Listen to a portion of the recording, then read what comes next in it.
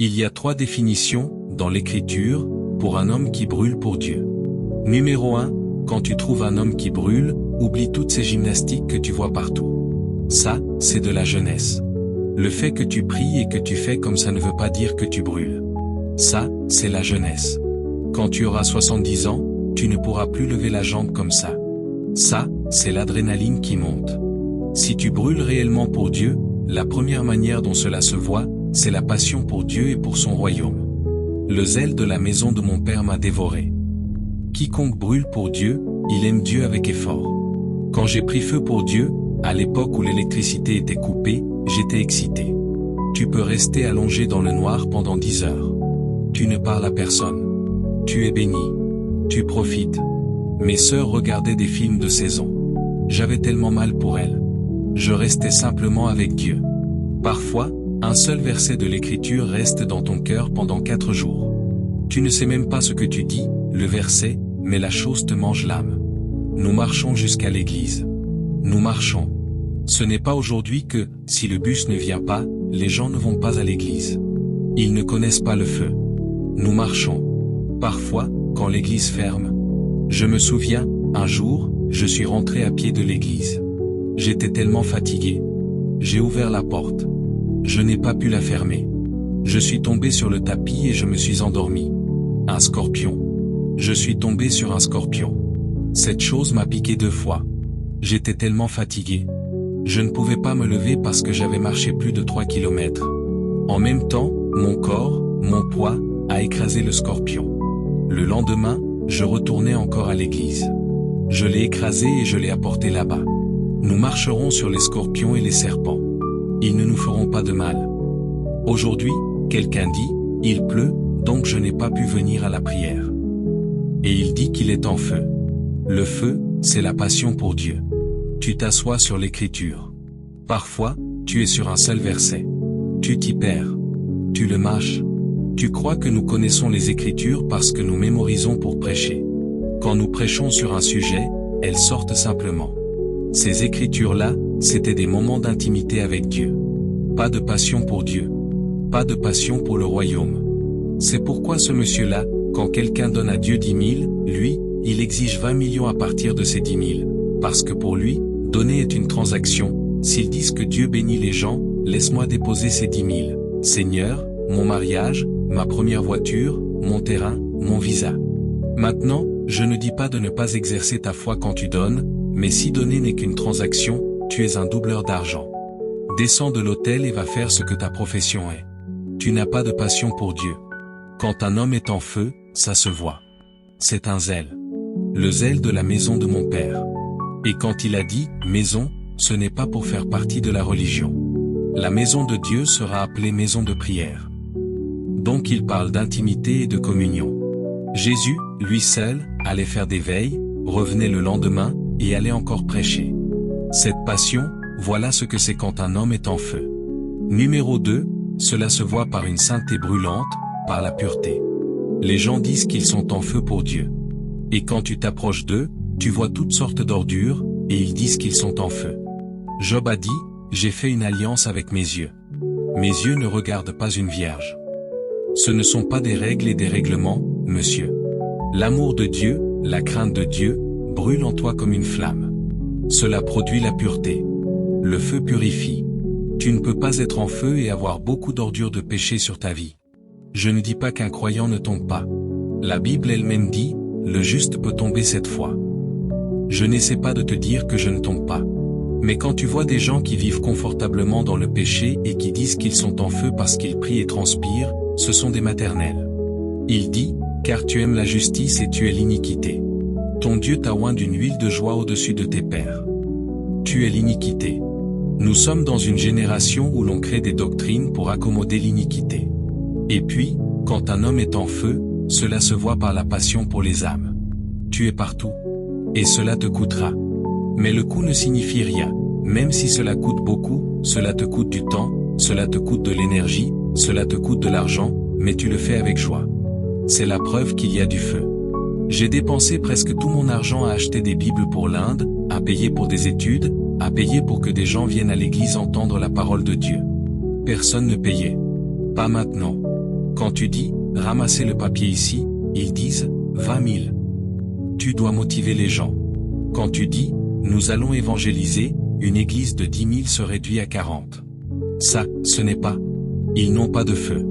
Et si tu en as, c'est comme des allumettes, tu souffles comme ça et ça s'éteint. Ce n'est pas du feu. La Bible dit, Paul et Barnabas, des hommes qui ont exposé leur vie au mont, même quand leur vie était menacée, ils y allaient. Ils ont lapidé Paul dans une ville jusqu'à la mort. L'église s'est rassemblée autour de lui. Quand ils ont prié, il s'est levé. Je pensais qu'il allait dire, allons à l'hôpital. Il a dit, allons dans la ville suivante. Il a dit, la nécessité m'est imposée. Malheur à moi si je ne prêche pas l'évangile. Malheur, malheur à moi. Je suis maudit si je ne prêche pas l'évangile. Nécessité. Il a dit, car une dispensation de l'évangile m'a été confiée. Ça, c'est ce qu'on appelle le feu. Donc si c'est ce drame d'église que tu joues, réveille-toi, monsieur. Pas ce truc où il prie et toi tu fais comme ça. Quand on ne te donne pas le micro, non, viens par ici. Va jouer ton théâtre à la maison. Un chrétien peut bavarder confortablement, cohabiter confortablement, mentir confortablement, et pourtant être en feu. Ça s'appelle un feu étrange. C'est un feu étrange. Donc il y a des bénéfices à gagner des âmes. Je ne veux pas entrer dans les fardeaux ce soir. Regardons-les. Numéro 1, gagner des âmes t'expose à des dimensions peu communes de la puissance de Dieu. Tu sais, il y a beaucoup de chrétiens qui se plaignent, je prie pour le don de l'esprit, parole de connaissance, don d'opérer des miracles. Est-ce dans ta chambre? Si tu veux l'utiliser, va lire ta Bible. Tous ceux qui ont démontré la puissance divine étaient dehors à faire l'œuvre de Dieu. Tu ne sors pas représenter Dieu, et pourtant tu veux manifester la puissance. Regarde les apôtres, retrace leur vie. Dès la première puissance qu'ils ont manifestée, ils étaient dehors à gagner des âmes. Actes chapitre 2 versets 1 à 4. Il dit que lorsque le jour de la Pentecôte fut pleinement arrivé, ils étaient rassemblés en un lieu dans la chambre haute, et ils entendirent un bruit comme celui d'un vent violent, et soudain la pièce où ils étaient fut remplie du Saint-Esprit, et des langues divisées comme de feu furent sur eux. Qu'ont-ils fait? Ils sont sortis. Pierre a commencé à prêcher immédiatement. Première puissance. Acte 2 verset 37, ils furent transpercés dans leur cœur, c'est la puissance anakazo, la puissance qui contraint avec force. 3000 hommes, de même, hommes et frères, que devons-nous faire pour être sauvés? Tu ne vois pas la puissance si tu n'es pas dehors à faire l'œuvre de Dieu. Soit tu pries, soit tu gagnes des âmes. Voilà comment ça marche. Tu vas à Acte 3 verset 6. Ils allaient au lieu de prière et ils trouvèrent un homme à la porte appelé la Belle, boiteux depuis le ventre de sa mère. Il leur demanda l'aumône, espérant recevoir quelque chose. L'argent et l'or, je n'en ai pas, mais ce que j'ai, je te le donne. Au nom de Jésus, lève-toi et marche. Le gars ne s'est pas levé. Il l'a tiré vers le haut. J'ai dit, lève-toi. En sortant du temple, acte 5 verset 15, il mettait les malades dans la rue. L'ombre de Pierre les guérissait. Tu n'es pas aux affaires du maître. Tu ne peux pas voir la puissance. Quand ils les ont battus, menacés de ne plus prêcher, la Bible dit acte 4 verset 33, avec une grande puissance, Dieu leur rendait témoignage de la résurrection de Jésus, et une grande grâce était sur eux. Donc c'est le gain d'âme qui était la base de la puissance. Il leur a donné la puissance pour rendre témoignage. Acte 1 verset 8, vous recevrez une puissance, lorsque le Saint-Esprit viendra sur vous, et vous serez mes témoins. Tu veux voir la puissance, tu dois être un témoin. Marc 4 verset 20. Marc 16 verset 20. Et ils allèrent, et le Seigneur travaillait avec eux, confirmant la parole par les signes et les prodiges qui l'accompagnaient. Et ils allèrent. Tu ne gagnes pas d'âme. Tu ne peux pas voir la puissance de Dieu. Des dimensions peu communes de puissance sont réservées aux gagneurs d'âme. Dans Acte 14 verset 3, il dit, longtemps ils restèrent là, parlant hardiment dans le Seigneur, et le Seigneur confirmait la parole de sa grâce et accordait que des signes et des prodiges soient faits par leurs mains. Ils parlaient hardiment dans le Seigneur. Donc gagner des âmes produit la puissance. Je reviens juste d'Uzuka pour la conférence PFM. J'étais fatigué. J'y suis allé et j'ai prêché simplement au sujet du nom de Jésus. Numéro 1, pendant que je prêchais, la pluie a commencé à tomber. Les gens voulaient bouger. J'ai dit, ne vous inquiétez pas, ça va s'arrêter. Ça n'a pas pris 3 minutes.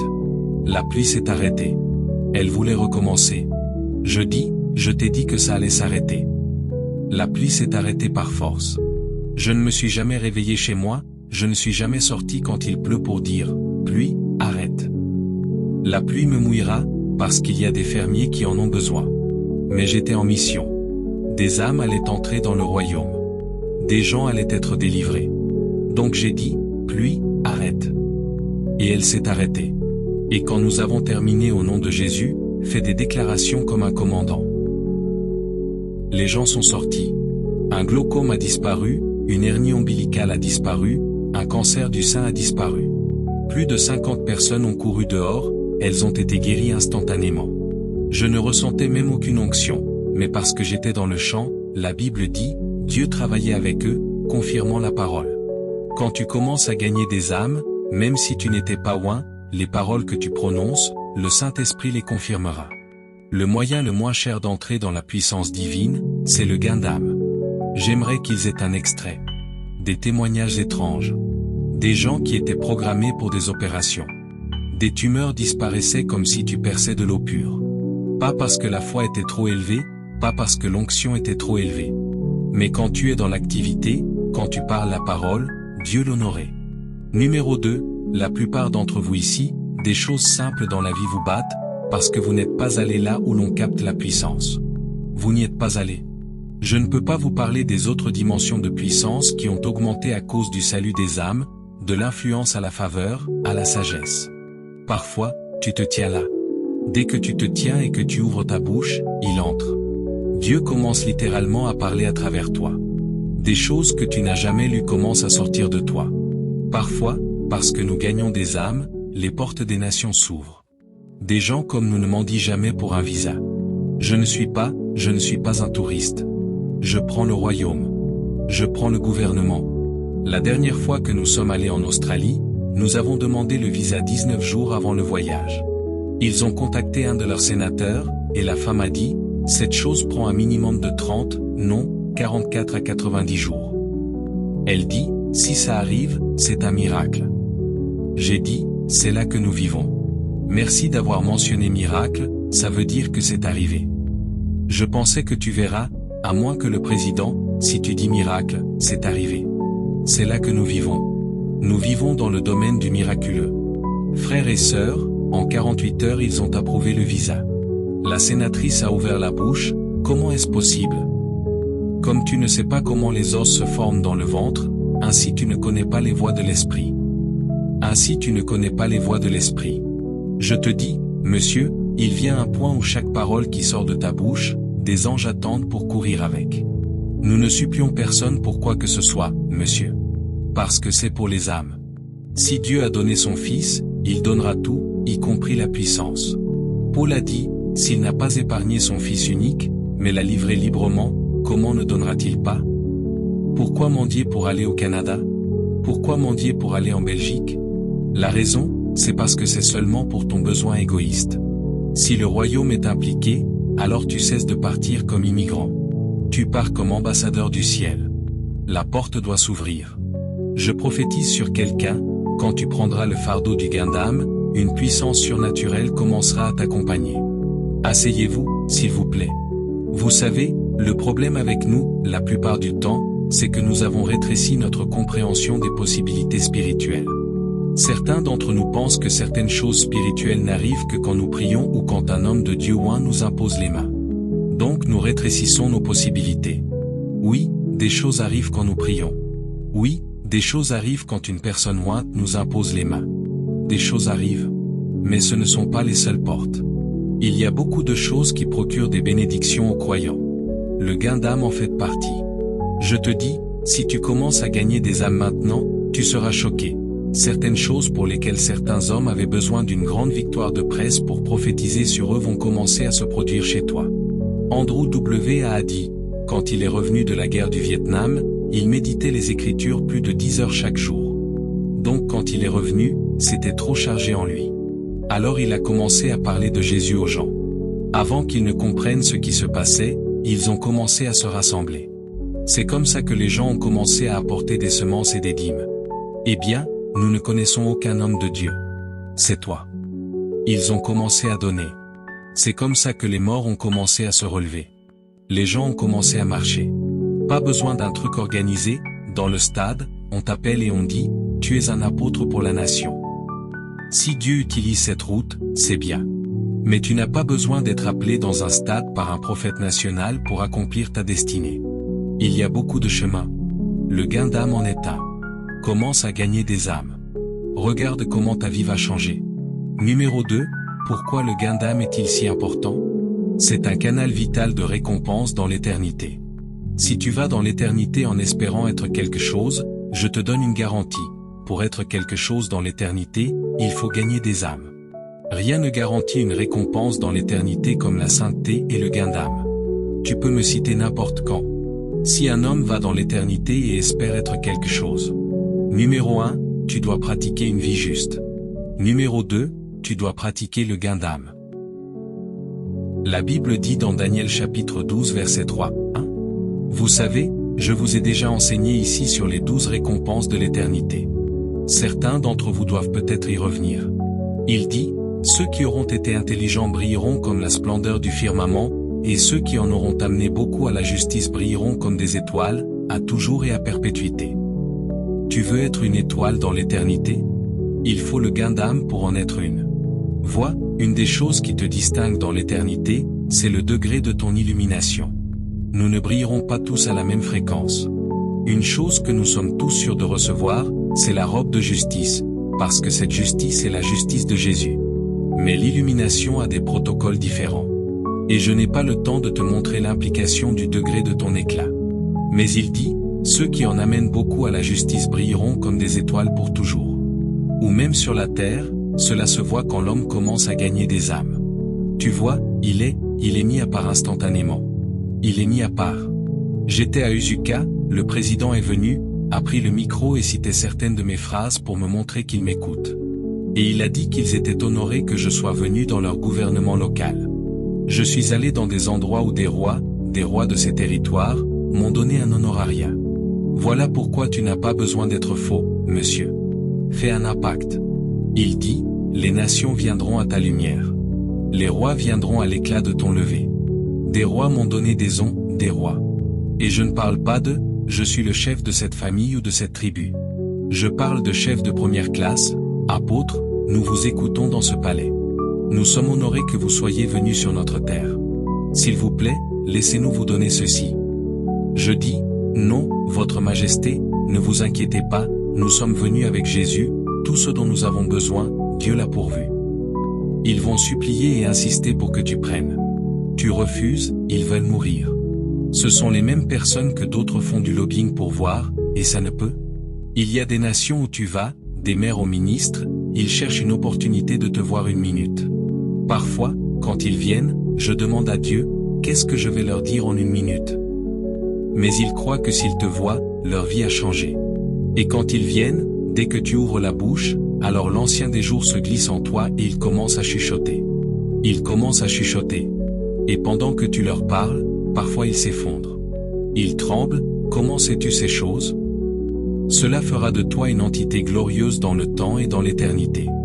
Il dit, ceux qui amènent à la justice, ils brilleront comme la splendeur des cieux et comme des étoiles pour toujours. Voilà pourquoi tu n'as pas besoin de motivation pour être gagneur d'âme. Tu as besoin de puissance dans ta vie, gagne des âmes. Tu as besoin de récompense dans l'éternité, gagne des âmes. Si la valeur des âmes ne signifie rien pour toi, au moins les bénéfices des âmes devraient signifier quelque chose. Numéro 3, pourquoi gagnons-nous des âmes? Ça confère la grandeur dans le royaume. Aucun gagneur d'âme, et tu peux me citer n'importe où, aucun gagneur d'âme n'aura jamais besoin de prier pour la grandeur afin de devenir grand. C'est le sous-produit du gain d'âme. Dans Psaume 68 verset 1, il dit, « Le Seigneur a donné la parole.